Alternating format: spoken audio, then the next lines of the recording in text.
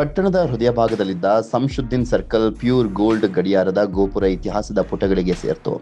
ರಾಷ್ಟ್ರೀಯ ಹೆದ್ದಾರಿ ಅಗಲೀಕರಣ ಕಾಮಗಾರಿಗಾಗಿ ಸುಮಾರು 24 ವರ್ಷಗಳಿಂದ ಭಟ್ಕಳದ ಗುರುತಾಗಿದ್ದಂಥ ಈ ಗೋಪುರವನ್ನು ಜೆಸಿಬಿ ಯಂತ್ರದ ಸಹಾಯದಿಂದ ನೆಲಸಮಗೊಳಿಸಲಾಯಿತು.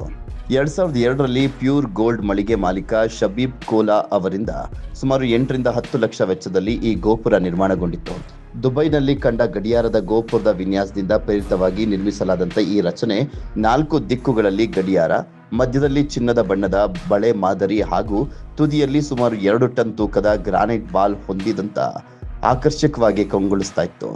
ಒಂದು ಕಾಲದಲ್ಲಿ ಭಟ್ಕಳ ಅಂದ್ರೆ ಈ ಗೋಪುರವೇ ಎನ್ನುವಷ್ಟು ಪ್ರಸಿದ್ಧಿ ಪಡೆದಿದ್ದಂಥ ಇದು ಪ್ರವಾಸಿಗರಿಗೂ ಸೆಲ್ಫಿ ಪಾಯಿಂಟ್ ಆಗಿತ್ತು. ವಿವಿಧ ರಾಜಕೀಯ ಪ್ರತಿಭಟನೆಗಳು, ಜಾಗೃತಿ ಜಾಥಾಗಳು, ವಿಜಯೋತ್ಸವಗಳು ಸೇರಿದಂತೆ ಸಾವಿರಾರು ಕಾರ್ಯಕ್ರಮಗಳಿಗೆ ಈ ವೃತ್ತ ಸಾಕ್ಷಿಯಾಗಿತ್ತು. ಜೆಸಿಬಿ ಕೈ ಚಾಚ್ತಾ ಇದ್ದಂತೆ ಜನರ ನೆರೆದಾಟ, ಗೋಪುರ ತೆರವು ಕಾರ್ಯ ಆರಂಭವಾಗ್ತಾ ಇದ್ದಂತೆ ಸ್ಥಳೀಯರು ನೂರಾರು ಸಂಖ್ಯೆಯಲ್ಲಿ ವೃತ್ತದತ್ತ ಧಾವಿಸಿದ್ರು. ಹಲವರು ಮೊಬೈಲ್ ಫೋನ್ನಲ್ಲಿ ದೃಶ್ಯಗಳನ್ನು ಸೆರೆ ಹಿಡಿದು ನೆನಪಾಗಿ ಉಳಿಸಿಕೊಂಡ್ರು. ನನಗಿಷ್ಟ ನಂದಿನಿ ತುಪ್ಪ, ಶುದ್ಧ ತುಪ್ಪ ಅಂದ್ರೆ ನಂದಿನಿ. ಕಾರ್ಯಾಚರಣೆಯ ವೇಳೆ ಕೆಎಸ್ಆರ್ಪಿ ಹಾಗೂ ಸ್ಥಳೀಯ ಪೊಲೀಸ್ ಸಿಬ್ಬಂದಿಯನ್ನ ಭದ್ರತೆಗೆ ನಿಯೋಜನೆ ಮಾಡಲಾಗಿತ್ತು. ನಿರ್ವಹಣೆ ಕೊರತೆಯಿಂದ ಕಳೆದ ಹೋದಂತ ಹೊಳಪು ಆರಂಭದಲ್ಲಿ ಗೋಪುರದ ಗಡಿಯಾರ ಕಾರ್ಯನಿರ್ವಹಿಸ್ತಾ ಇದ್ರು ಕೂಡ ಬಳಿಕ ದುರಸ್ತಿ ಕೊರತೆಯಿಂದ ನಿಂತು ಹೋಯಿತು. ಸಮರ್ಪಕ ನಿರ್ವಹಣೆ ಇಲ್ಲದೆ ಗೋಪುರದ ಹೊಳಪು ಕುಂದಿತ್ತು. ಆದರೂ ಪಟ್ಟಣದ ಹೆಗ್ಗುರುತಾಗಿ ಉಳಿದಿದ್ದಂಥ ಈ ರಚನೆ ಇದೀಗ ಚತುಷ್ಪಥ ಹೆದ್ದಾರಿ ಕಾಮಗಾರಿಗೆ ಜಾಗ ಬಿಡಬೇಕಾಯಿತು.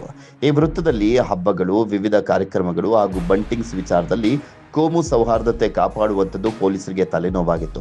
ಚತುಷ್ಪಥ ಹೆದ್ದಾರಿಯಾಗಿ ವಿಸ್ತರಣೆಗೊಳ್ತಾ ಇರುವಂತಹ ಹಿನ್ನೆಲೆಯಲ್ಲಿ ವೃತ್ತ ತೆರವುಗೊಂಡಿದ್ದು ಪೊಲೀಸರು ನಿಟ್ಟುಸಿರನ್ನ ಬಿಟ್ಟಿದ್ದಾರೆ. ವೃತ್ತ ನೆಲಸಮಗೊಳಿಸುವಂತಹ ಸಂದರ್ಭದಲ್ಲಿ ಯಾವುದೇ ಅಹಿತಕರ ಘಟನೆಗಳು ನಡೆಯದಂತೆ ಸಿಪಿಐ ದಿವಾಕರ ಪಿಎಂ ನೇತೃತ್ವದಲ್ಲಿ ಸೂಕ್ತ ಬಂದೋಬಸ್ತ್ ನಡುವೆ ಕಾರ್ಯಾಚರಣೆ ಪೂರ್ಣಗೊಳ್ತು. 24 ವರ್ಷದ ನೆನಪುಗಳಿಗೆ ಸಾಕ್ಷಿಯಾದಂಥ ಗೋಪುರ ಇದೀಗ ಇಲ್ಲ.